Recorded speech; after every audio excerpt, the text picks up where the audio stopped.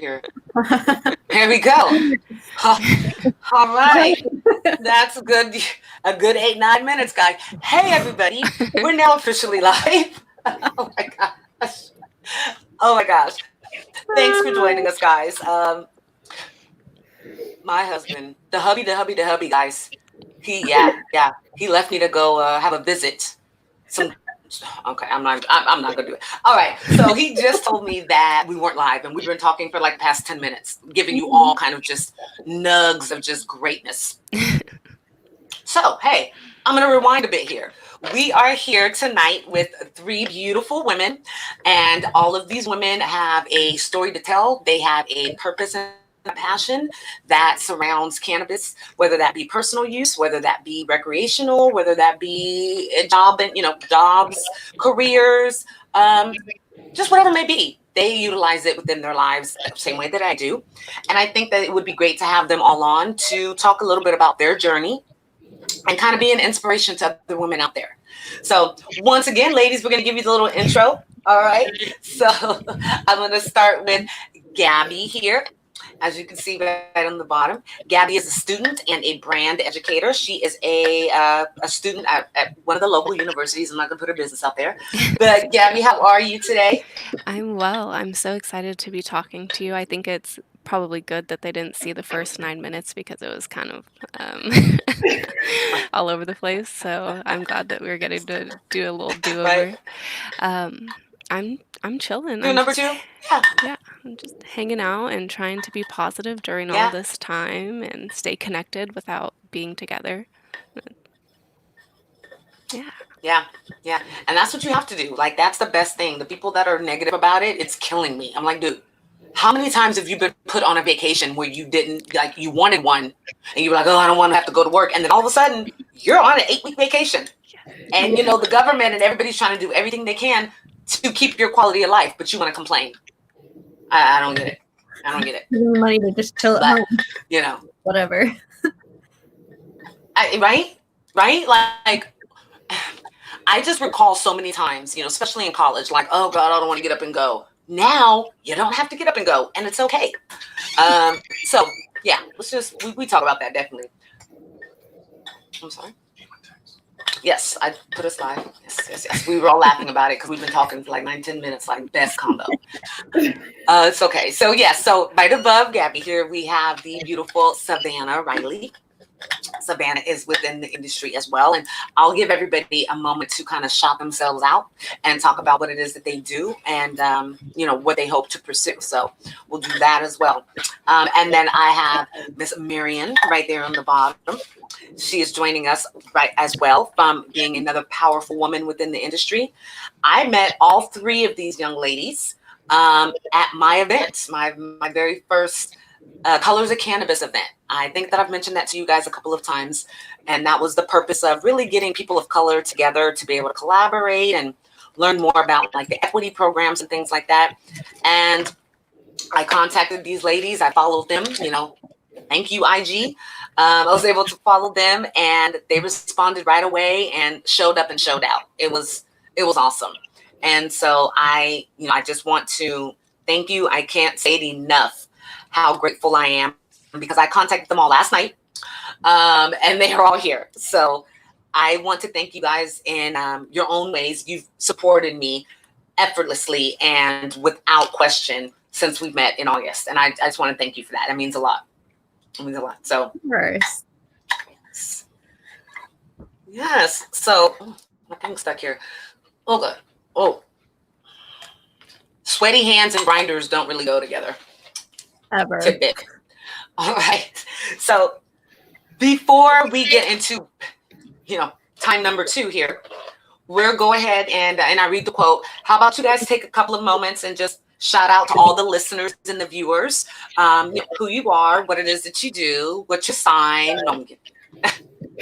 So we'll go ahead and we'll start with, how about we go ahead and start with Miss Mary May? Oh, okay. Going off the gate. So yeah, everyone, my name is Marion.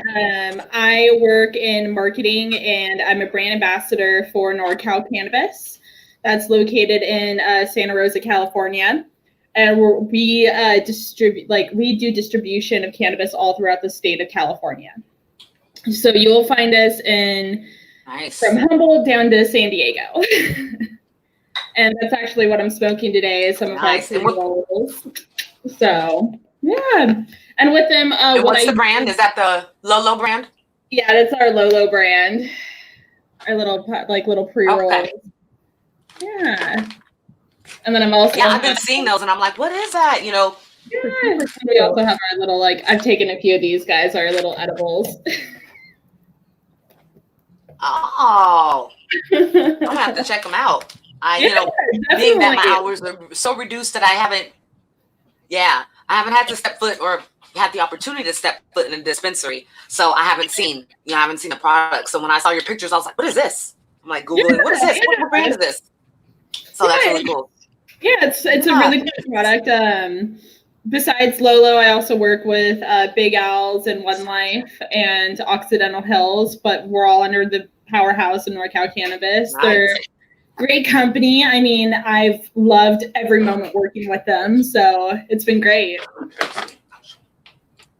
Yeah, that's awesome. You know what? It's kudos to you being able to not only find different positions that you can utilize and they're not worried about you kind of, working for a competitor or not being able to do your job for them, but being able to keep those positions in such an uncertain time. I think, unfortunately, when we come out of this, it's probably going to, see some more businesses go under, unfortunately, I think, which is sad. Yeah. It's too bad. Too bad. Well, yes. So we'll go right across the way to your partner here. If you kind of look over like Brady Bunch as your partner. Gabby, won't you go ahead and, I know I shared a little bit, but shout out a little bit about yourself. Wrong way. Sorry. Oh, well, that's okay. So my name's Gabby. I work for Jetty Extracts. I am a field marketing associate, so I do like BA stuff and also like the in-store merchandising. This has been almost my first year in cannabis. I was in the service industry before this, and so it's a really big shift from like restaurants to cannabis, and I just wanted to get into this so that I could help destigmatize cannabis. That's pretty much been my whole goal from the start, and educating people who, have not correct information or just scared. And I like that connection of finding something that they can use to alleviate, whether it's like depression or anxiety or whatever you're taking it for. Mm-hmm. Yeah. Yeah. Isn't that an awesome feeling? I know we met and we were both doing demos. Yeah. And it was that day we had some really some like heartstring pulling type of customers that we were helping. Elderly people. One lady came in and she could barely walk and she was just in so much pain. And she was like, look, my granddaughter told me to come here. I'm coming here, so being able to help people like that, is very rewarding. And that's, why I believe that we're all brand educators, brand ambassadors, because we are educating the masses on not only just the product that you're, representing, but really any product. I find that a lot of us take pride in knowing about other products, and we're okay with recommending those other products, if what we have doesn't work for them. Do you guys both feel that way? Is that something? Yeah. Oh, yeah. So it's pretty good. It's pretty rewarding. Yeah. So, and Miss Savannah, I'm sorry, I'm watching somebody who just tagged me on a live, and they are having a straight damn party at their house, like a straight party. There's like 15 people here. What? Stay home. Stay home. Why? Sorry. Stay the fuck home. God. Turn up too. I want to hear what they're dancing to. Sorry. It's probably one of those they're dancing to Snap Your Fingers. Sorry, I had to do that. Everyone's they're dancing to Snap Your Fingers like this is all of 2004. Everyone's been going back to the 2000 hits. Oh my God. I don't know what else to listen to. It's reminding me of high school. This is crazy. Yeah. 100%. Did you guys watch the Teddy Riley Babyface IG battle?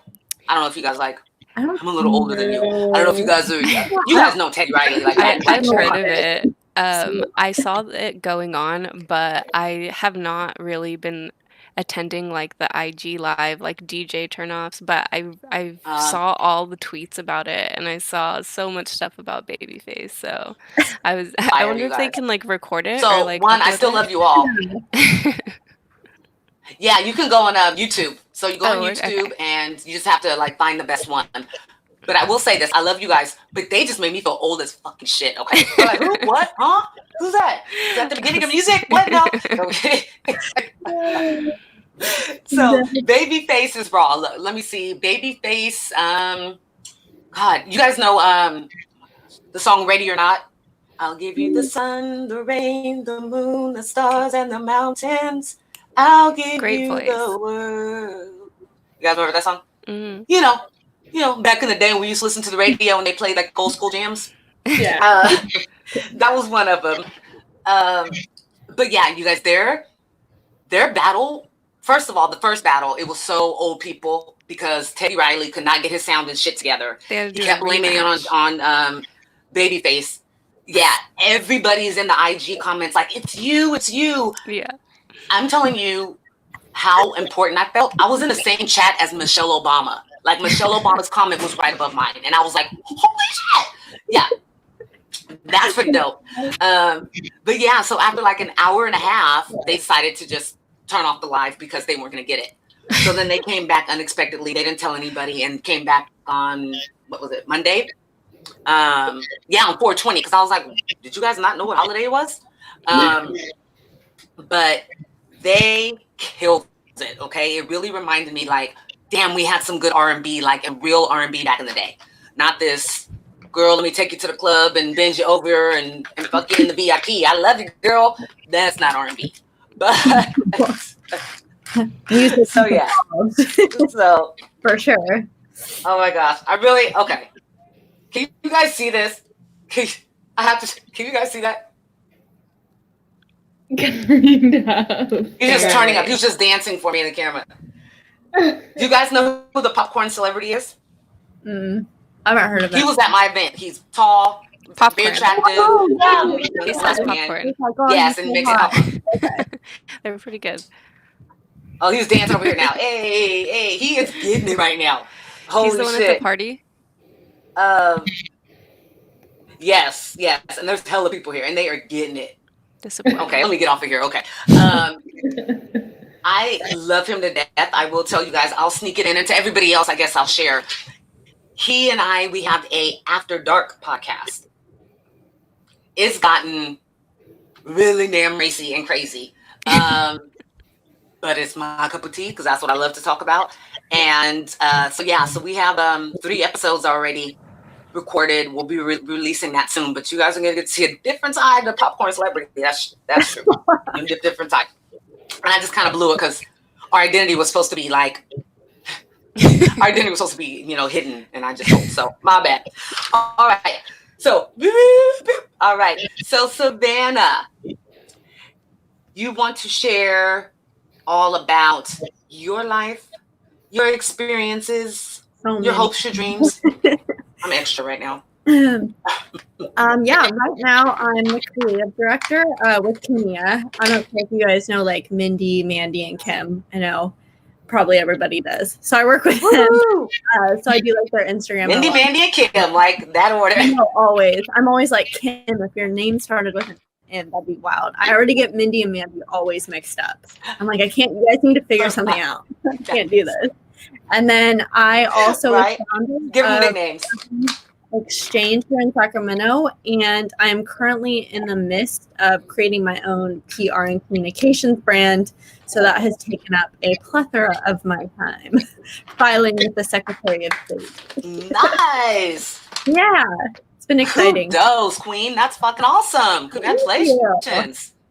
We'll definitely have to talk. Yeah. It's needed, and I can tell you guys this. I know, I've gone through I see your pictures, but I wanted to make sure that I had something that I wanted to kind of highlight for each of them. And being that we were just talking about that, I have to say, Savannah, your feed, please, Could it not be more beautiful? Can you please do my feed? Like I'm looking and I'm like, wait, this is color coordinated. It's blue and then gray. And oh my, like the cleanest feed that I've ever seen on IG. So that's awesome. You really have the eye for it. Is that something that you want to be able to do for the brands? Huh? Yeah. Is that something that you want to do like with your own firm is, you know, kind of help people? I mean, it's all encompassing. Marketing is IG. Yeah. So is that something that you're going to be able to, those services to provide? Okay, oh yeah, awesome. Absolutely. I've been doing that with Kemia. I'm going to be your first customer because I need it. I'll love that. Yeah, I'd love to. Yeah, Kemia is awesome. I really want a lot of their flour. A lot of it. I got CBD you. and otherwise. I got you. Very I good. have too much. Yeah, very good. Hey, we never have too much. Hey, after we are done today, I am actually gonna go and make some canna butter. I'm gonna make some tea. I'm gonna make some coconut oil, and then we're gonna try our hand after watching tons of YouTube videos of making some hash out of all the trim that we have. Ooh. Fingers crossed. We'll see how that goes. Yeah, we'll see how that goes. So. All right, now we're gonna jump back into our quote. Okay, so I wrap it all up, guys. I wrap it all up. All right, so our quote is very poignant to me. Sorry, my husband's messaging me from the bathroom. Okay, so start unknown, end unforgettable. If I had a mic drop, I would just drop it. Once again, I think that's beautiful. It says a lot. So once again, in case for those of you and my listeners in France maybe didn't hear me, it is start unknown, end unforgettable. All right. So ladies, I want you to kind of think about that a bit and let me know kind of how that pertains to you, how that's pertained to your pursuit within, you know, the cannabis industry. I can tell you for myself, leaving corporate sales almost 4 years ago, I didn't know what the hell I was going to do. I just knew I didn't want to work for anybody. And thank you, because I've been rolling that for 27 minutes. I've been rolling that, guys. So it left over from 420. But yes, it was very important to me to feel like I was doing something of significance and not just doing something because I was supposed to do it. So it was hard for me to start into a new career because I was already so developed. So I can relate to that because I definitely started from like nobody knowing who the hell I was within the cannabis industry. And you guys may be able to attest, Sacramento cannabis industry, it's not cliquey, but it's very small and close. Mm-hmm. Mm-hmm. Yeah. So it's when you infiltrate, you feel good.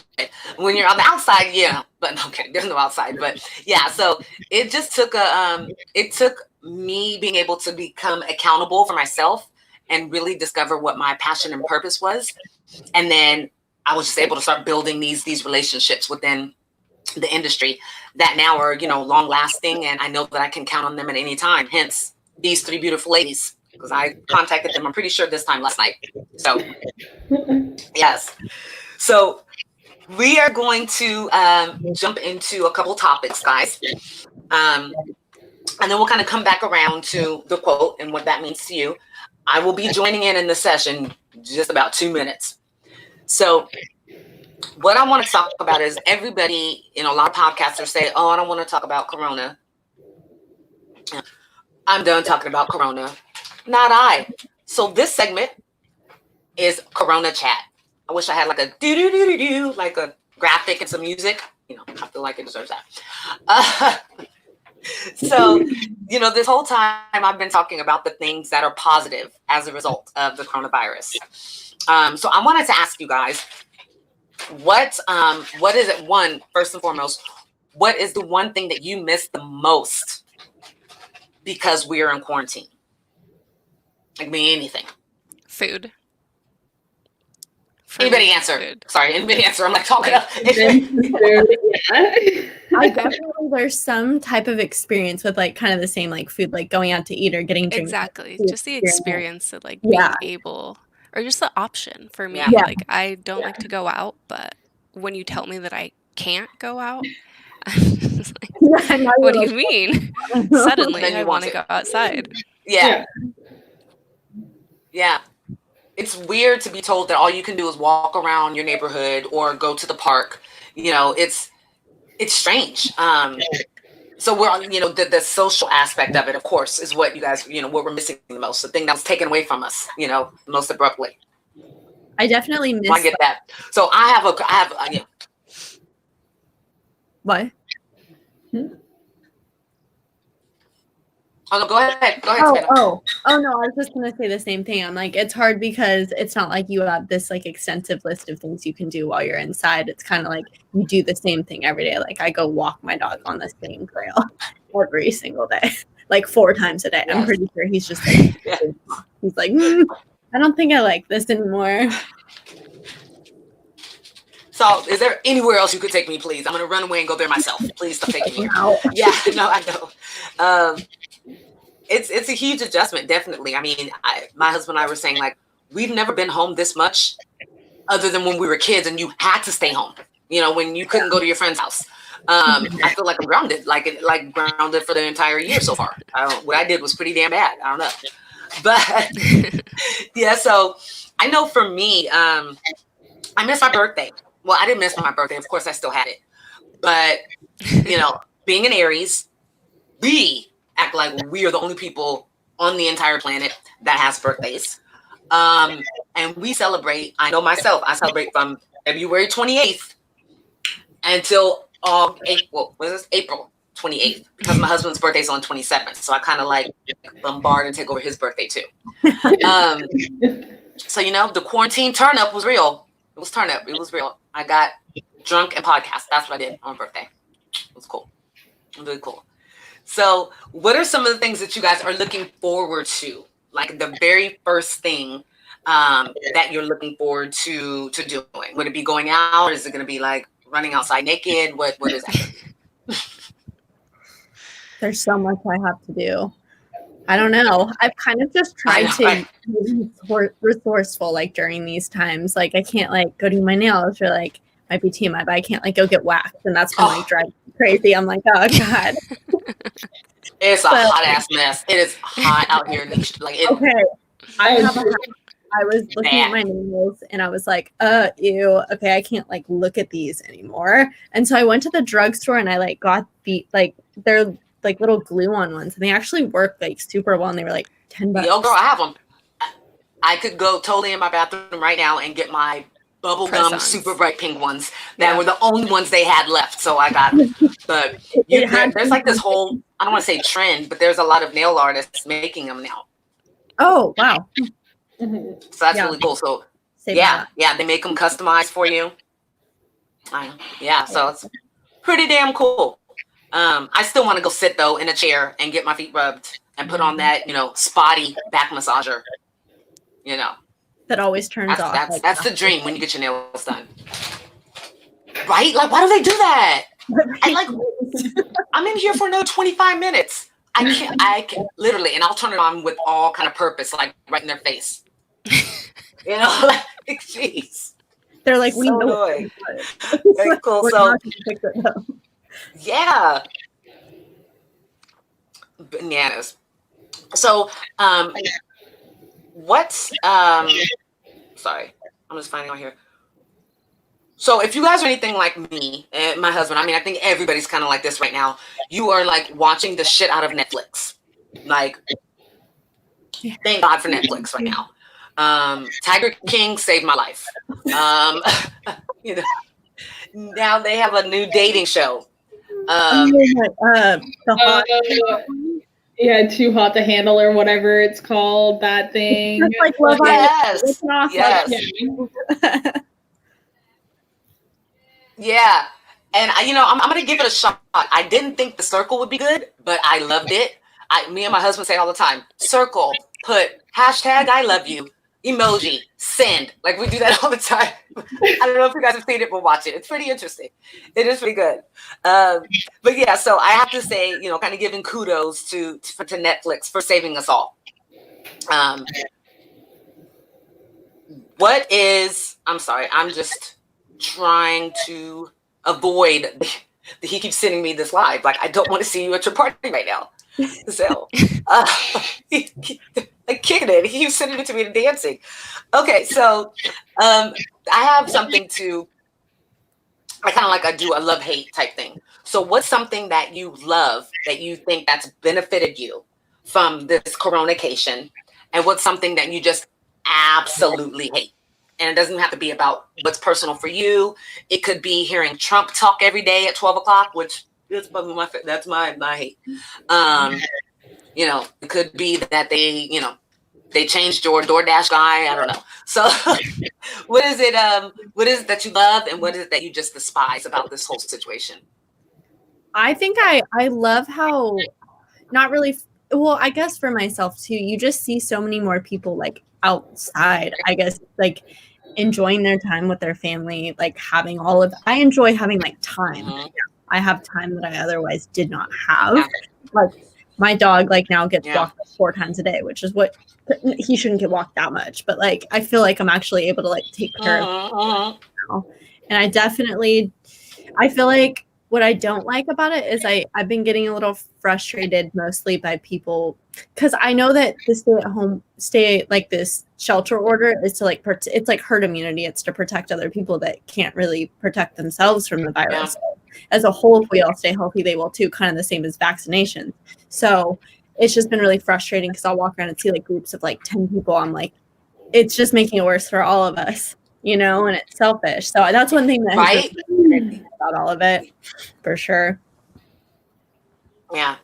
Yeah, I definitely agree. The selfishness is just ridiculous. And especially when I believe that this is a message from the universe for us to kind of like, sit your asses down. I got this because you guys aren't doing it. Like, I truly feel that way. I truly feel like it's a way for us to kind of take stock, you know, show gratitude, you know, do those things that we've always wanted to do, but you don't. Like, this is the perfect time. Yeah. You know, I will say that's something that I loved, and I've shared this before. I love the ingenuity of people and what they're doing, you know, and with this time. I think that's awesome. So, I mean, myself, I've made a headboard. I was like, make a headboard, you know.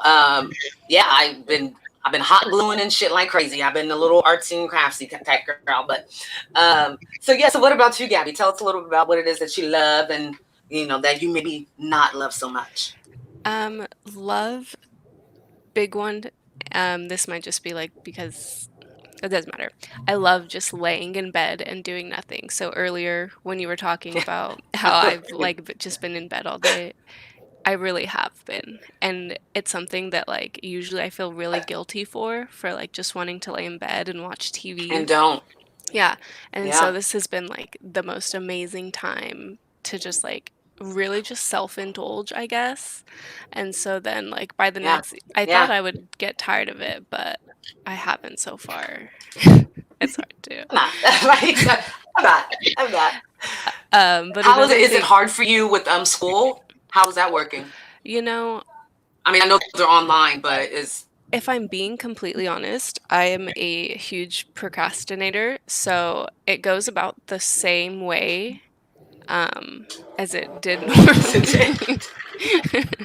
But I really appreciate that my teachers have been speak your truth, girl, okay? Super understanding and have really taken into consideration that all of us are going through traumatic experiences right now that no one has really ever been through. And so they're being a lot more lenient.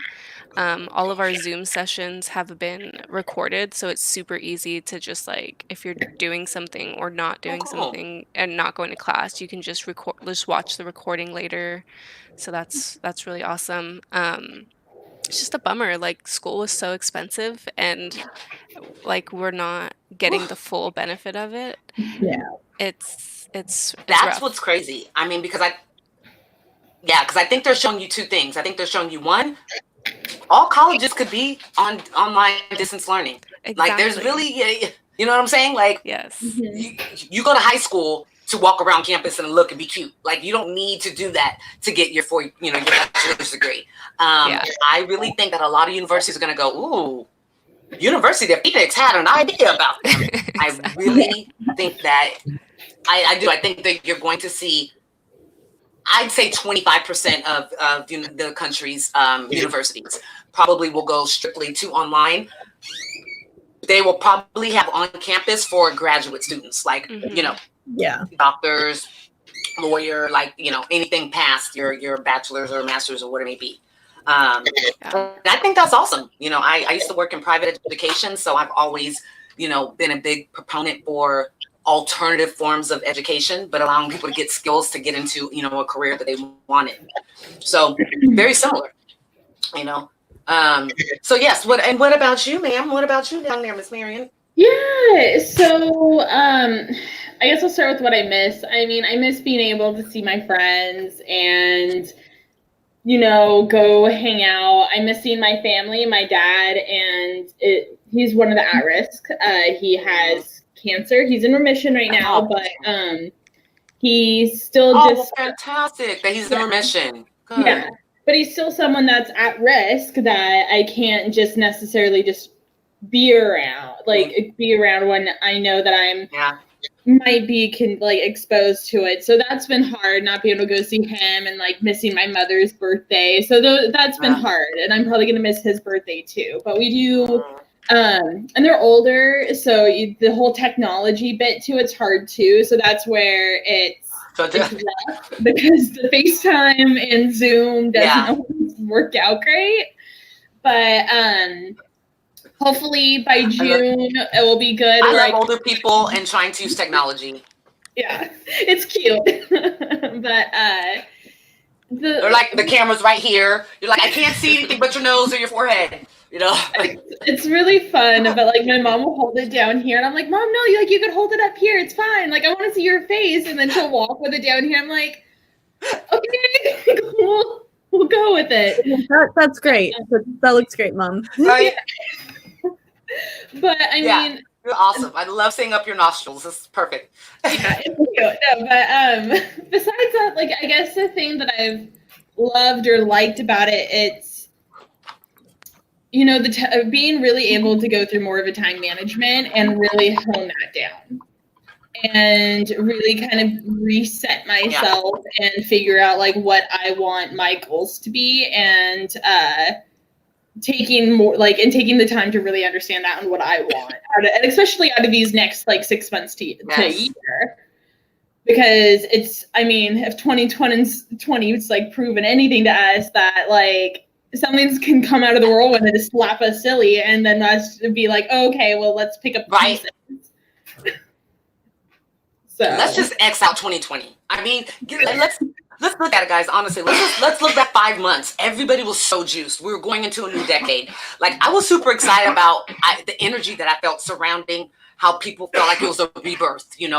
They were ready to do what they needed to do, and everything was great. And then it wasn't. It's like, what? You could have done this at 19? I know people had a shitty 19, a shitty 18, a shitty 17. That would have been perfect. You did this in 20? Yeah, and you missed 420. Yeah, this 420 was gonna be huge, huge. Oh, girl, man, Hippie Hill would have been that would have been crazy. Oh my god. I guess they had police officers all around Hippie Hill and Golden Gate Park, on 420, Makes sense. ready for people to hand out tickets. I was annoyed by that, because I'm like, would you guys think that people that smoke weed don't freaking know what's going on? They're not going to get out there and fucking pass around joints with some other rando who could probably have 17 forms of corona. It bothered me, because I was like, really? And there was nobody out there. The people that were out there were just chilling. Nobody was smoking weed. I was like, look, everybody has their ass at home doing something virtual. Yep. Or they're lit as hell right now watching The Office. That's what people are doing. Yeah. So, but yeah, I did see that too. So frustrating. So, everyone, I know Gabby's engaged. Yes. I know that. You know, my Instagram stalkerish.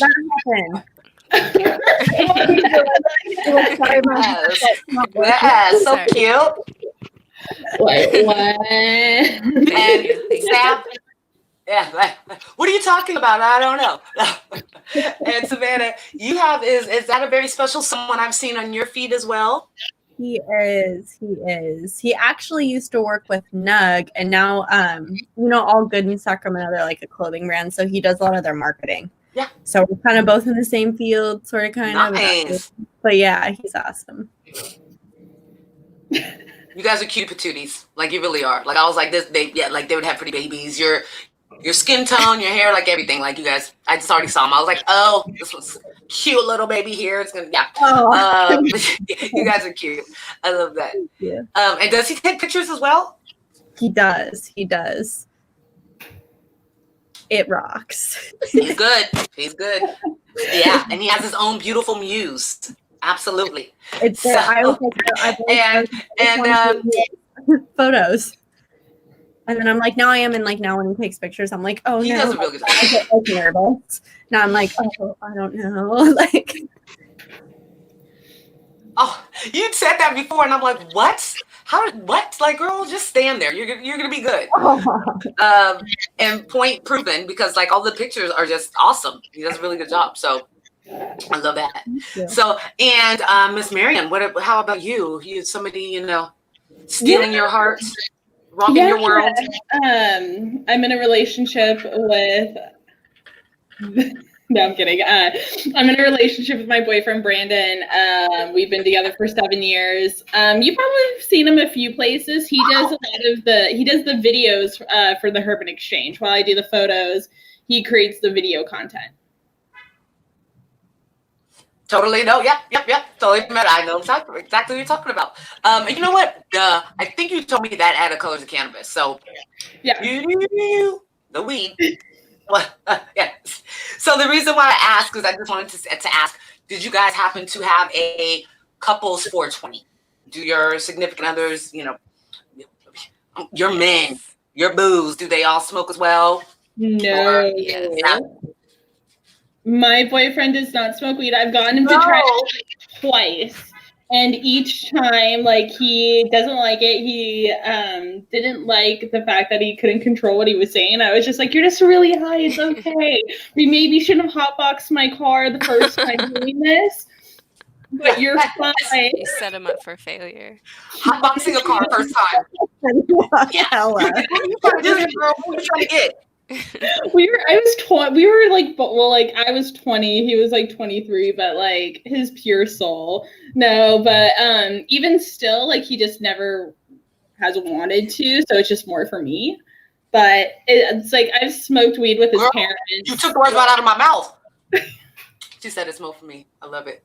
That's one of my favorite Devin the Dude songs. My husband and I love Devin the Dude, and we always say that. We go to pass it someone, they're like, "Oh, I don't smoke," and I'm like, "Cool. Smoke for me." You heard my feelings by saying that. Okay, good. Do you not drink too? Because I'll take that too. But awesome.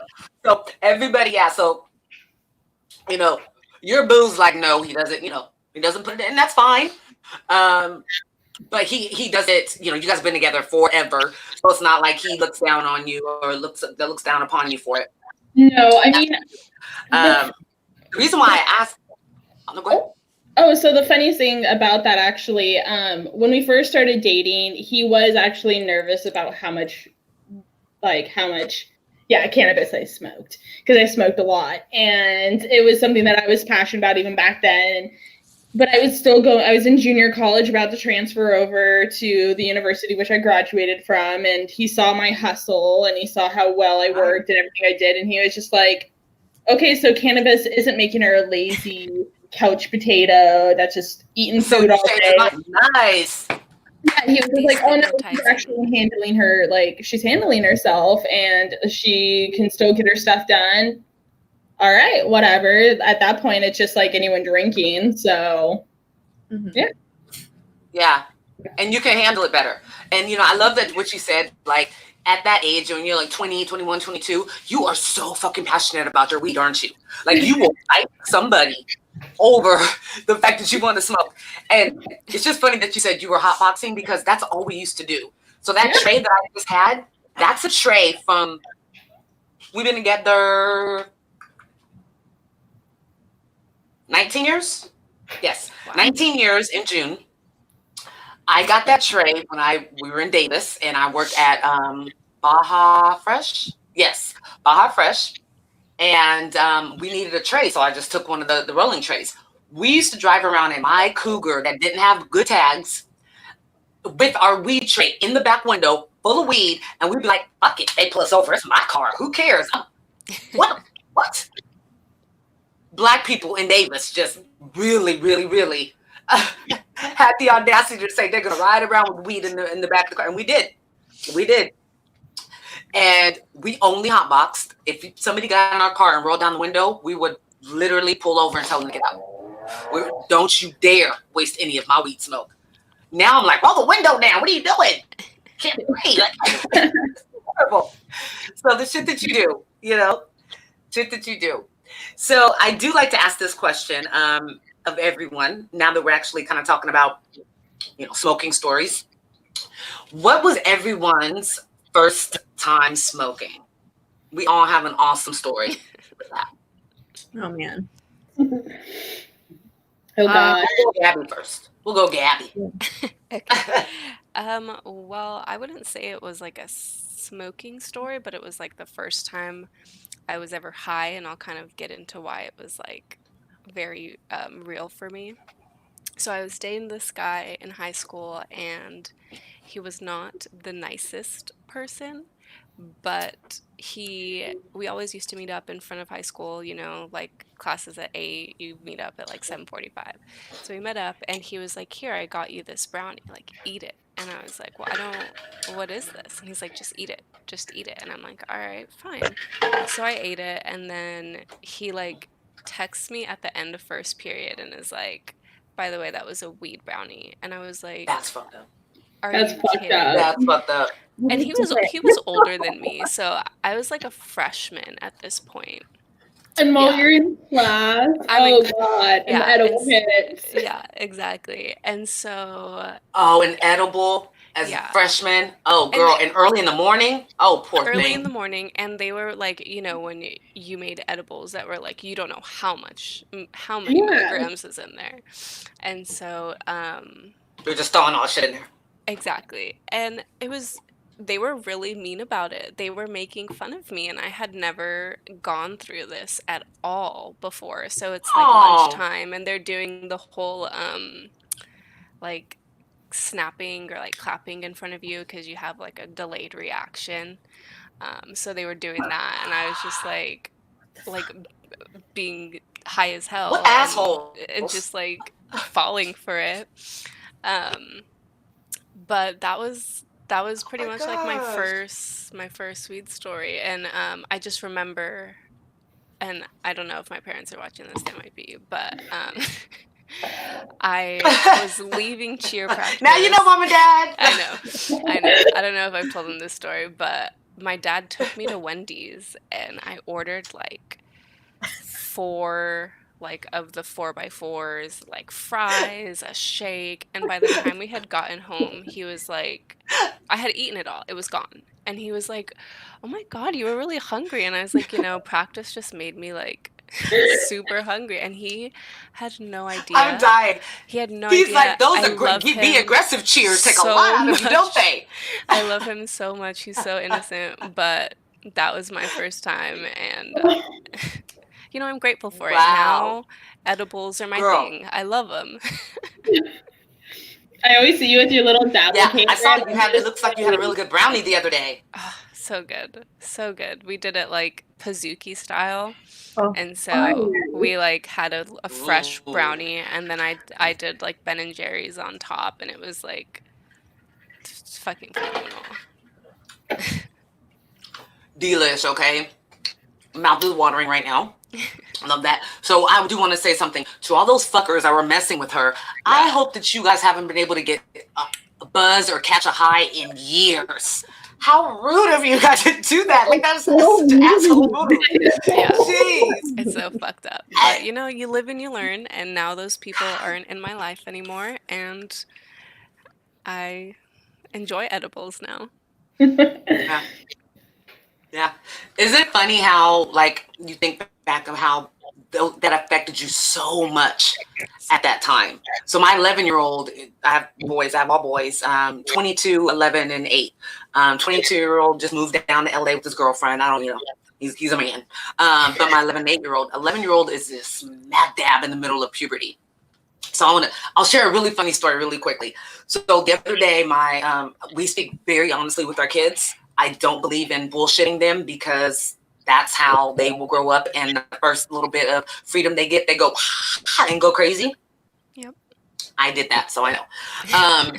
So we just talk very honestly with them. So my 8-year-old says how his brother is being mean to him. And he's just so grumpy all the time. And my 11-year-old's like, I don't want to be this way. And I'm like, oh, so you know that you're like unbearable right now? And then my 8-year-old goes, well, Mom, he is on his puberty. And I was like, what? He's like, he's on his puberty. And I was like, he's all, girls have periods, boys have puberties. He's on his puberty. I was like, no, girls have both. Yes, right.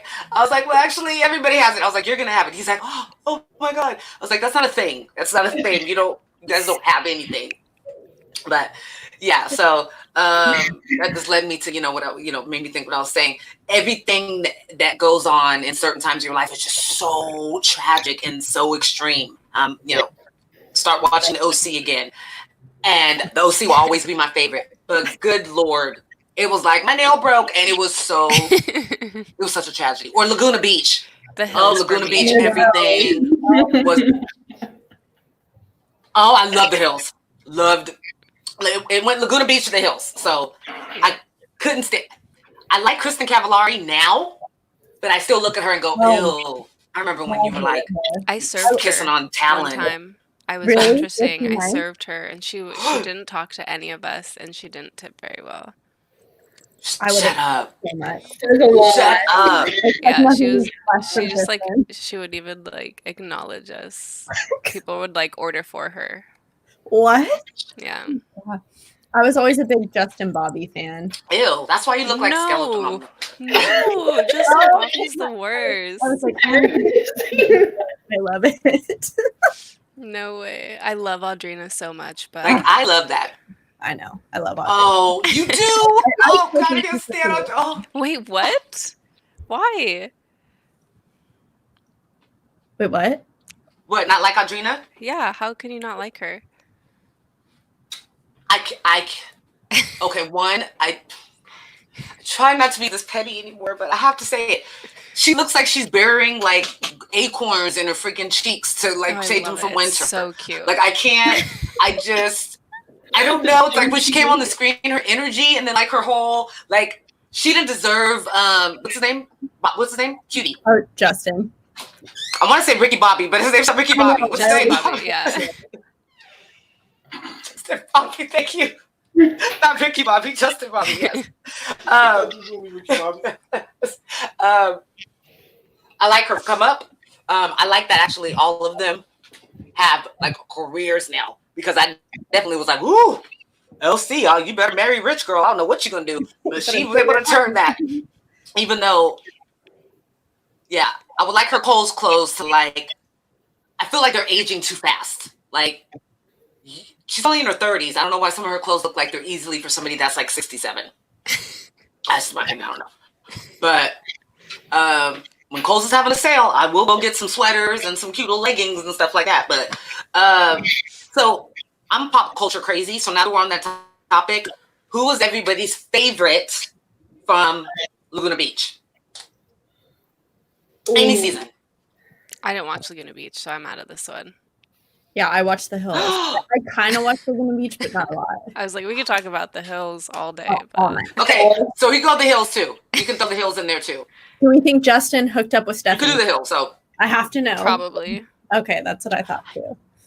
And we all know that. Are you serious? that Are you serious? Oh my Heidi God. leaked, like or Spencer and Heidi were behind like Lauren's whatever stuff getting out. They're psychos. Yes. So mine was Jason. I know he was a hot mess, but I loved me some Jason. He's cute. I loved him. Yeah, in the new season. Yeah. He turned out to be he obviously had some demons, and it was very apparent. I mean, look, I'm not saying, I'm not going to classify everybody that has a well-to-do family, but I did grow up in Elk Grove. Everybody say it with me because I say it a lot. I've been around the hills, Laguna Beach kind of people, but we're just in the southernmost part of Sacramento. But I went to school with people that had a lot of money, and they all had some type of kind of issue with their parents, with alcohol, with this or that. They were trying to rebel, and that's exactly what he was doing. It was so clear. I did love Jessica too with her big boobs, even though she was just like so special. She just got taken advantage of, but I loved her too. So yes. Okay. So this is what happens on my podcast, guys. I go off on a tangent about some TV show. You're lucky it's not 90210, because I could go off on that one. Old and new. But yes. So what we're going to do now is, baby, can I get the monthly box? Because I don't have that out. So you all know Miss Brianne of Monthleaf. Mm-hmm. She is a sponsor of our podcast. And so at this time, I'm going to go ahead and talk to everybody about how you can be getting your life right now. You don't want to leave the house. You're like me and Gabby. Our bed is our bestest friend. Yes. Subscribe right here to Monthly. It's a great product. You will get every month about $150 to $170 worth of products, but you're going to get it for about $100. So what they do is they kind of partner with different dispensaries, different brands to get you just a little menagerie of products for you to try. So that way it could be, a CBD product with some THC. It could strictly be some good flower. Actually, that Flow Canna jar that I had, that was from Monthly. They've had some of my most favorite. And I'm actually a little bit jealous, Brie. I'm a little bit jealous, I will say. And I'm jealous of you, Myra, because she got a pretty fire box. She just got the 420 box. Did you guys happen to see her unbox that through the virtual the other day? Mm-hmm. It was dope. Yeah, it was dope. The shit that was in there, I really wanted to plan a lunch with Myra and be like, bring that box so I can look, and then just kind of sneak stuff out of it. So it's a fantastic service, girl. It's the number one service, a subscription box service in Northern California. They are going to be expanding. If you have any questions, reach out. You can hit them up on their Instagram at Monthleaf Club, or you can go to the website, monthleafclub.com. If you need to get in contact, if you have any questions and you feel more comfortable coming to me, come to your girl. But in the meantime, you want to get yourself a box, go ahead and to the website and put in my special code, MJMaven10. MG no, not MG, MJ. Good stuff. 10. All right. One more puff. All right. So welcome back. And I also want to give a couple of shout outs to some of our other affiliate sponsors. If you ladies are looking for, and this is me, so I'm very honest, any nice little intimacy toy, it's great. Just as cannabis is great for your health and wellness, so is a good orgasm from a toy if you need that self-love. So we do have some very special companies that are our affiliates. And if you use my codes, then you will be able to receive 10 to 20% off. And there's a couple of different companies that you can find. You can go to my website, links in the bio, or you can just hit me up. Anybody that I know will tell you I love talking about it. So I'll answer your questions. All right. So ladies, I'm going to go back here. I'm going to go back to the beginning of our podcast. And I want to address or talk about my quote and kind of find out. I know we've been smoking, so you may just go, oh shit, I was supposed to be thinking of that. So hello, thank you so much. So I wanted to know, what does start unknown, end unforgettable? What does that mean? How does that speak to you? How does that make you feel? Just go ahead and share that. And we'll start with Savannah. Yeah, I was reading the quote and I was like, this really ties into like entrepreneurship and being an entrepreneur. Because typically, like, I know when I started in cannabis, I had been working in politics, so it was very, fixed what I was doing. Nothing really Oh, changed wow. until it was secure. And then I took the jump over to cannabis. I was so nervous. It was when it first got legalized here for rec use, and then to date, it's the best decision I made. But I wouldn't have known that without doing it. And still to this day, it's like Without doing it, taking that leap. Yeah. taking risks, and it ends up benefiting you more than hurting you most of the time. Yeah, definitely. So if you don't mind telling me, did you go to school for marketing? Is it something that you kind of worked your way up through? Kind of tell, how did you get into politics, kind of your journey to cannabis? Yeah, so I started working at a lobbying firm actually, and they represented, I don't know if you guys know Katie Maple, but I worked with her, and they represent CCMA, CCI, just all the organizations in California. So I was working with them, so I was like, oh, cannabis is really cool. Like, I didn't realize there was like a legislative part to it. And they're like, yeah, no, it's a brand new industry. Of course there is. I'm like, oh, cool. And then once people heard that I was working in it, then I was like getting offered jobs, and I was like, oh, like, I don't know, like, maybe not, because I had just left bartending. So it was like kind of another gamble where I was like, I don't know, like, I don't know. And then everything turned out scary. So I was like, oh, this is perfect. And then I just met super awesome people. But same thing about like the Sacramento community. There's no cliques, but it's very integrated. So it's very hard to get into. But once you're in it, like you're in it, and you have like a fantastic support system. And I'm forever grateful for that. But yeah, I went to Sac State, and I have my degrees in public relations and communications. So no. Right on. So you are you from the area? Did you grow up here? I grew up in Redding. Yeah, I was actually born in a small town called Bishop. I don't know if you guys know where that's at, but literally in the middle of nowhere. My son lived in Cottonwood. Oh, so. I lived in Cottonwood, and then I moved to Redding. So it was like Bishop, Cottonwood, Redding. Oh, I give it to you guys. Good Lord. The first time he moved out there with his dad in 7th grade. I'm sorry, guys.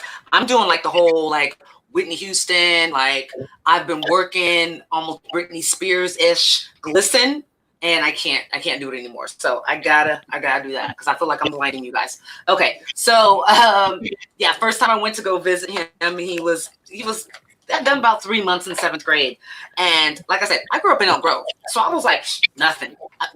I was like, what is this? What? There's a stop sign, there's a shopping center, and then there's nothing. And they're like, that's Cottonwood. I'm like, what? Where the hell did you move my child to? But very interesting. Let's just say every time we went to visit, they found us to be very interesting. I felt like a celebrity.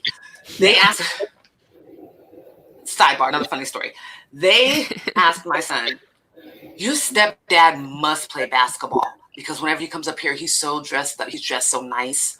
And like your mom must be like a model, or like she sings or something. And I was like, stereotype as much, like, And my son went along with it. He was told, yeah, my stepdad plays for the Kings, which he knew hurt us because we're Warriors fans. So we were like, next time you lie, say Warriors, don't say Kings. But hey guys. So yes. So let's see. How about we go with you, Marion? How did that make you feel? What are your thoughts on that?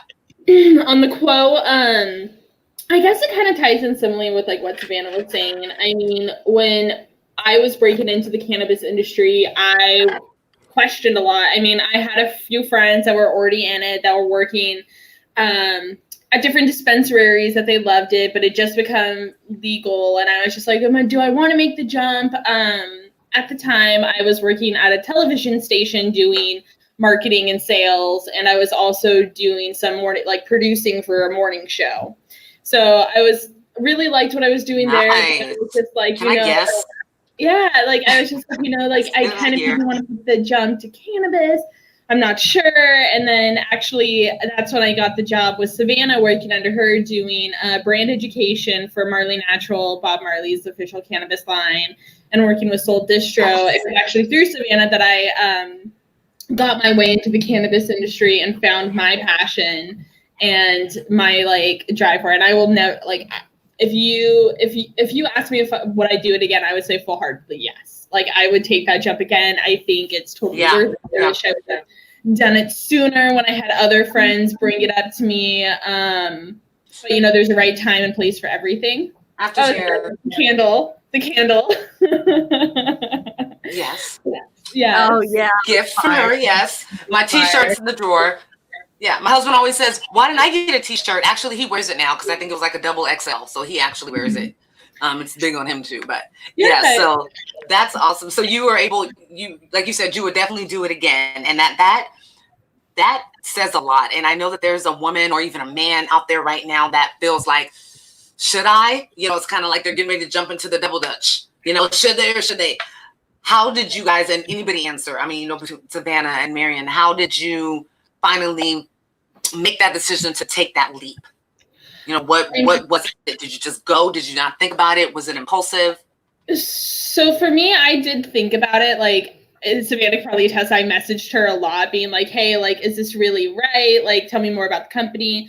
But at the end, like, I was still using cannabis, but I felt like I was hiding a part of myself when working my normal job and having to put on this professional front and say like, oh, like, I don't look like someone that would smoke pot, when I was just like, no, I do. And I love all the benefits from it, but I feel like I have to hide it. And I didn't like hiding that part of myself. And so it's been nice getting into cannabis and, you know, being my true full self and letting that out to the world and say like, you know, like I am professional. I smoke weed. It does great things for everyone and I'm passionate about it. Yeah. And I'm functional. I pay taxes. I don't melt into the couch like that damn commercial from a few years ago. You know, these are all the things, you know, you guys aren't, but mothers, you can be a mother and it's going to make you so much better. Kids, have you guys heard the saying, kids are assholes? Kids are assholes. Love them to death. But I mean, 2-year-olds are the worst. 11-year-olds are the worst. And I say this with all love, like, please, you know, but it helps you to be a much better mother. You know, working, you know, you guys will know this. I feel like entrepreneurship is definitely in the cards for everybody. You'll definitely get to see the benefit of how you can live a quality of life that has a balance that you dictate, not what you're told. Not because you signed up for this job and they're told that you can do 2 weeks. You have 2 weeks out of the year and maybe a couple of days around Christmas that you can do you. Other than that, no. You know, this is your commitment. So cannabis definitely helps with that. So I'm excited that you guys have, you know, both voiced that sentiment, because like I said, that is what's going to help someone else out there who is just unsure. You know, there was somebody who was creeping into the virtual parties, you know, on 420, kind of trying to get in there. You know, they snuck into the dispensary early yesterday. You know, they got their little eighth. They hit their one-hitter quitter, and they're not living in their truth, like you were just saying. And guarantee, you see, like when I told my mom about the podcast, she goes, "Wait, and you're smoking on camera?" And I was like, "Yeah." And she's like, "Are you worried about it?" I was like, "No. Why should I be?" You know, and she says the Russians, and I was like, "Okay, I'm gonna stop you right there. Don't come me with them. Stop. Only talk to me about France. Not worried about what I'm doing, okay?" Yeah, over plants. It's like me having a rose. What is the problem? It's a beautiful plant. Yeah. So yes, and Miss Gabby, I know you didn't think I left you out. You're probably like, I hope she forgot. I didn't. What? How about you? What does that speak to you? How does that pertain? Especially because you're someone that you're in school, you're working as well. So you're at a different kind of time in your life that we've all been in, but it's a little different time now. So yeah, how does that all spin? Well, I resonate a lot with you guys also just talking about making that jump. I was, like I said earlier, working as a bartender, and I enjoyed my job. It was fun. It was easy, and I made great money. But I was bored, and I didn't get any sense of like meaning from doing my job. necessarily. And I'm from Woodland, California, and so it's a big ag town, and there are lots of people growing cannabis in Woodland. And so I would have a lot of growers come in Yeah. and start talking to me about, weed. And then all of a sudden, it's like I couldn't stop talking about it. Like I could talk about it for days and days and days, but it wasn't that same way with alcohol. And I had already been Yeah. using cannabis pretty regularly at this point, and so I just decided, like, why wouldn't I want to do something that like has to do with what I love? And so, I mean, I had worked at that job for like 5 years, so it was a really, really big jump, and I didn't really know anyone in Sacramento, and so I just I got hired through Jetty, and I had been using their product even before I had even worked for them. I thought their Pax Pods were Yeah. like the shit. And so when I had the chance It's really to work big in for your them, area. yeah, and I just couldn't say no. And so I did it, and I wouldn't regret it at all, even though I've had to like adjust and make completely new friends. Um, it's been a great experience. I've met so many cool, down to earth, just caring, genuinely good people that I know, like I can tell will Yeah. have long lasting futures. And so that I'm super grateful for that. So Isn't definitely that an like amazing feeling? I spoke with a gentleman today. Okay. No, go ahead, Hannah. I'm sorry. no, you're good. I was just gonna say it definitely makes sense from unknown to unforgettable, just like not knowing at all where my life was gonna go and how this was gonna Yeah. turn out. But now, this is a part of my life, and this is something that I could see myself wanting to do for the rest of my career. Yeah. Yeah. And it's very it's fulfilling and validating when you come to that conclusion. And what I have to say to you is, kudos on top of everything else for still pursuing your education. What if you don't mind me asking? Like I said, I don't like to put people's business out in the street. But what are you going to you're going to school for what degree? I'm a major. Jesus, I'm high. I'm an economics major. And Hey, yeah, where were you when I failed econ 3 times in the last year? Oh, God. it's was so hard. hard. It's Damn it! Why did I hard. ask you? Well, to be It honest is with you hard. guys, How do you remember all that? well, to be honest, I wanted to be a business major, but I go to Sac State, and so the business program there is super impacted, and econ and Super impacted. yeah, stingers up. Singers up. Look at that. Aggies. Hey, you guys have heard this before. State school. State school. You guys have heard that a few times, huh? A few times? Yeah. I didn't know it was gonna be Aggies against all the singers up here. No, that's awesome though. But yeah, it is. I should have gone there. I should have. I wasted time going to Davis. Majoring in communications was basically meant do whatever the hell you want to do because it's Davis. Davis is much more for if you're going to law school, if you're going to be a doctor, if you're like you want to go on, that's where you go. I didn't know that.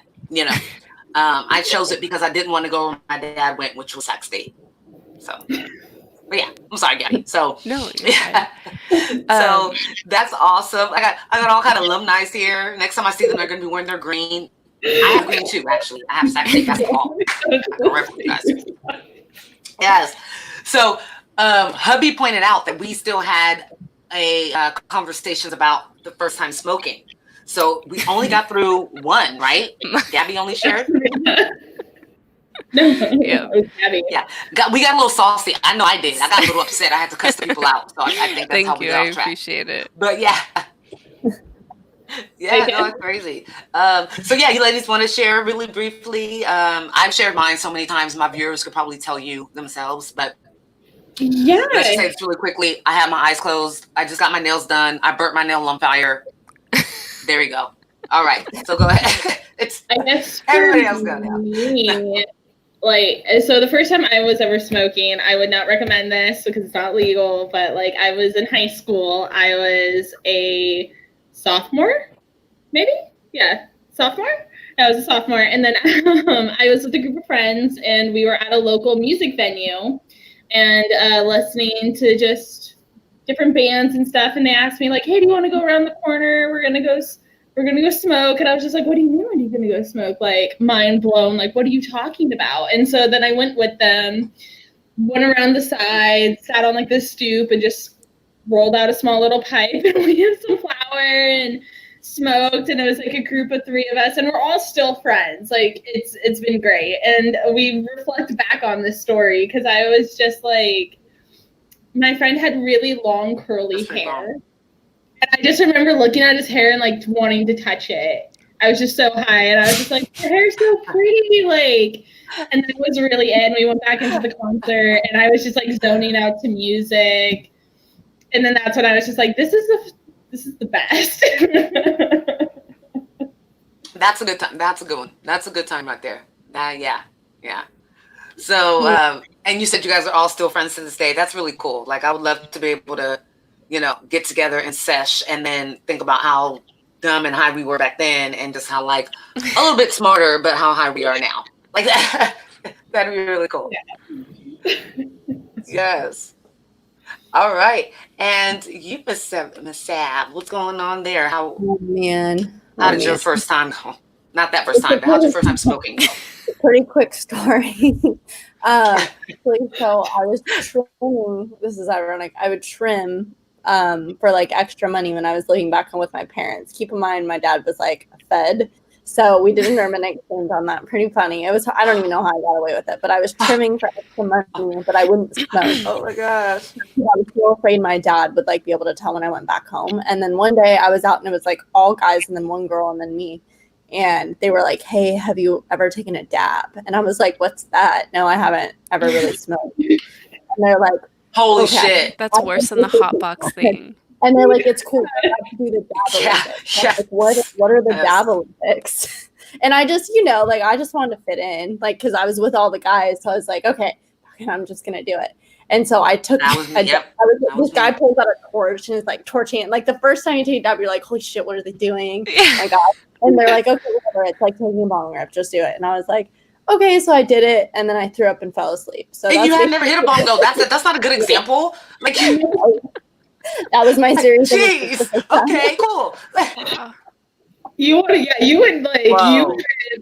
You didn't start at like 0. You went full like 150, Savannah. Yeah.